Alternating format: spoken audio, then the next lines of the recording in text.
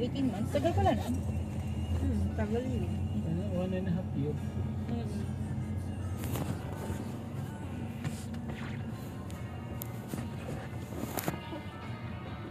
Oh, so cute. So cute. Kasi, ano yung sa pahiram niya sa mga kaibigan niya, laki ang kaibigan niya, ano lang yun. Hindi taon yun ha. Hindi taon sa kanya, pero 1,000 na yung tubo niya. Ano lang te, sikahin mo na lang, di ko Bawi kaya niya nga yan. daw yung ano, bawi niya nga daw yung ano yung rentas kada buwan sa bahay. Sa isang pautang niya. Ano naman sabi? Kasi gumawa siya sa'yo ng pangpuhunan niya sa pautang. Pero ang laki na tinutubo. Talagang bawi niya talaga. Kasi nasa ano siya eh, nasa parang lending company. Kaya parang alam niya magpautang-utang ng yan. Sa BPI siya eh. BPI hawak niya ng account eh. Pero yung sa mga loans, No nga. Kaya malaki siya magpatubo eh. Kaya naisip ko, siguro ano, malaki itong binigay niya sa'yo. Kasi yung pagkakaano eh, pero baba. siya lang nag-decide niyan. Nandiyan na, okay lang ba yun sa inyo? Siyempre ako nahiya naman. Pero ko hindi po alam. Ano sa ipin Ay, mo? bahala. Siya lang. Yung 7.5 buo niya ibibigay sa inyo yan. Hindi ko alam. Or per installment din. Ayun. Ay, Chris, kayo yung installment 7.5. Hindi ko alam sa kanya. Baka wala ko makausap. Wala akong alam sa kanya.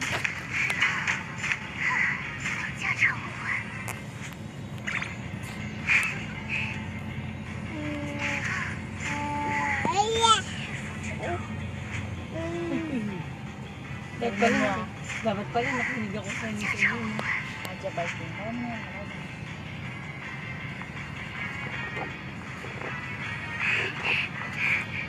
Hindi kasi pwede ipareho sa bangko yung hiniram niya sa inyo.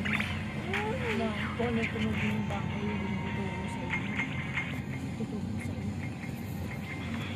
Kasi mas higher dapat sa inyo ng konti. Uma. Ganun pa kalaki. Kasi alam mo bakit?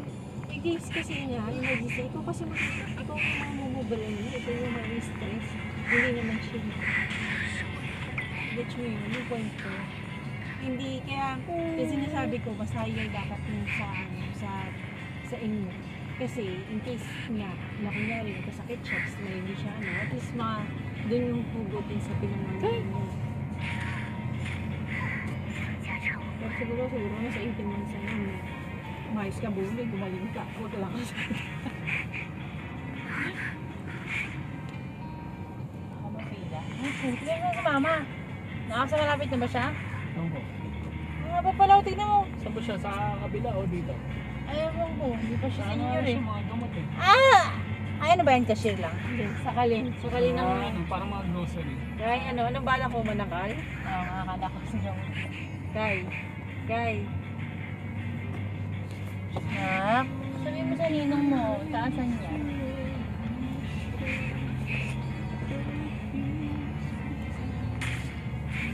Tapos sabi niya, ano, kunin ko na yung yung card. Ay, kukunin na doon ng kaibigan niya yung ng card. Sabi ko, hindi pa pwede.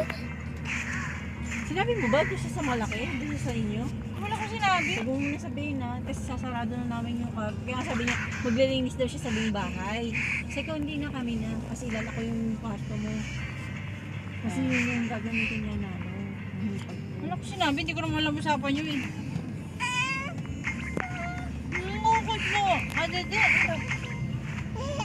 Ang gawin nilang party house yun. Hanggang makuha na kilala ni Bruno. Hindi, kaya nga sabi ko sa kanya, gagamitin yun yung hipag ko. Kasi hipag ko. Tingnan mo na lang yung tingnan mo. Yung mga tinulungan ko. Diba? Ano gusto mo? Hanggang mga talas ako, di ba? Siguro paano.